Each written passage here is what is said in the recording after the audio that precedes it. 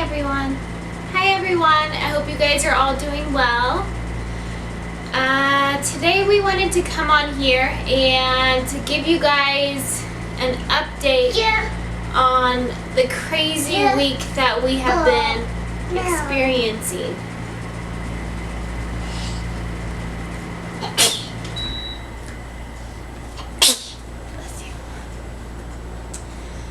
This has been one of the most hectic weeks in a really long time, to say the least.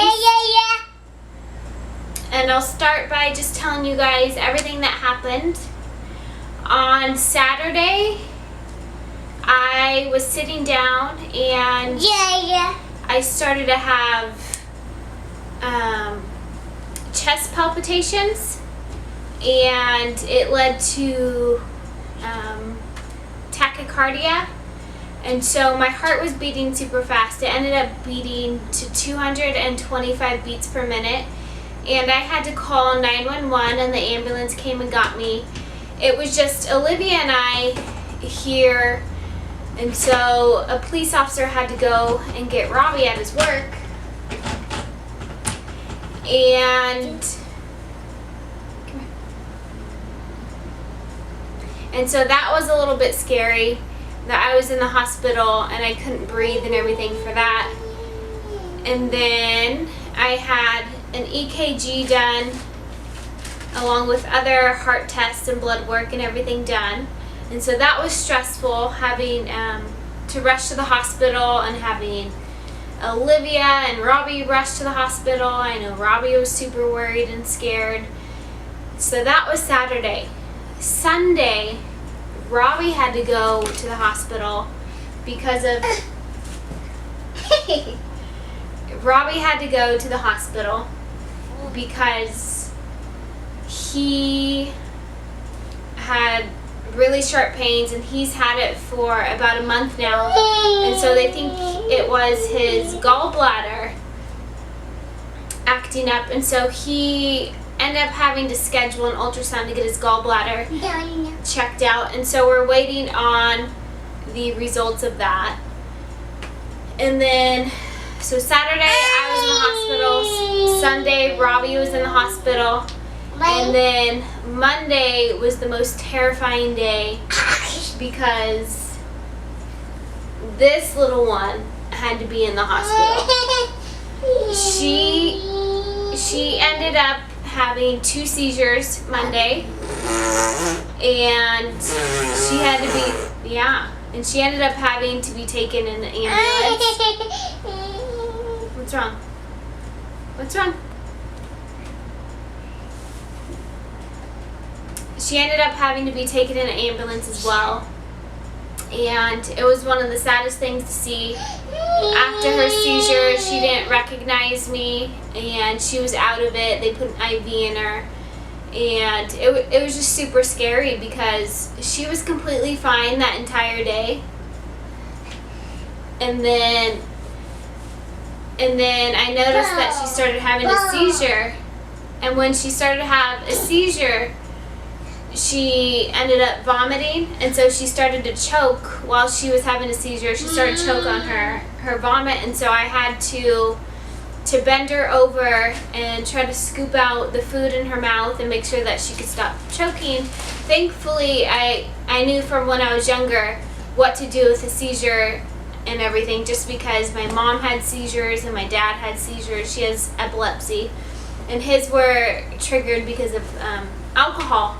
But after that, I kind of went and I put her in the bathtub a little bit, and that didn't seem to help. I was just putting the cool to lukewarm water on her, and then I rolled her over to her side when she got out of the bathtub. And in the meantime, I'm trying to call Robbie, and I was just going to rush to the hospital myself, and Robbie said he's coming on over, and I called 911. They showed up, and they took her straight to the hospital, and then she slept for a long time there. She ended up being fine after a while, and so they told us that we could bring her home. She did have a fever, and it was pretty slight, but we brought her home, and as soon as we brought her home, I laid her down and she started having another seizure. And this time her entire body became stiff. She started shaking and I had to roll over again, and we called 911 again. And she was on her way back to the hospital, so we spent the entire day in the hospital Monday. And they said that her seizures were febrile, which means that they're caused by a spike in body temperature. And it came to a surprise to me only because she hadn't been feeling sick, she hadn't been feeling warm or anything, and so the increase in temperature made her have a seizure. And they said it was due to a virus.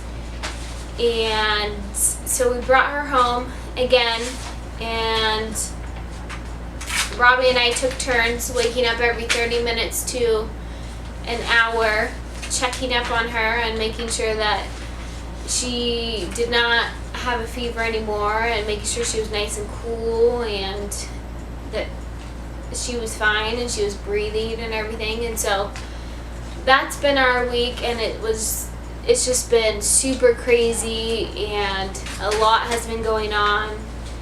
And seeing Olivia in the hospital was one of the most terrifying things for me. For me, I'm totally used to being in and out of the doctors, in and out of the hospitals, being poked, having all these lab tests and stuff done.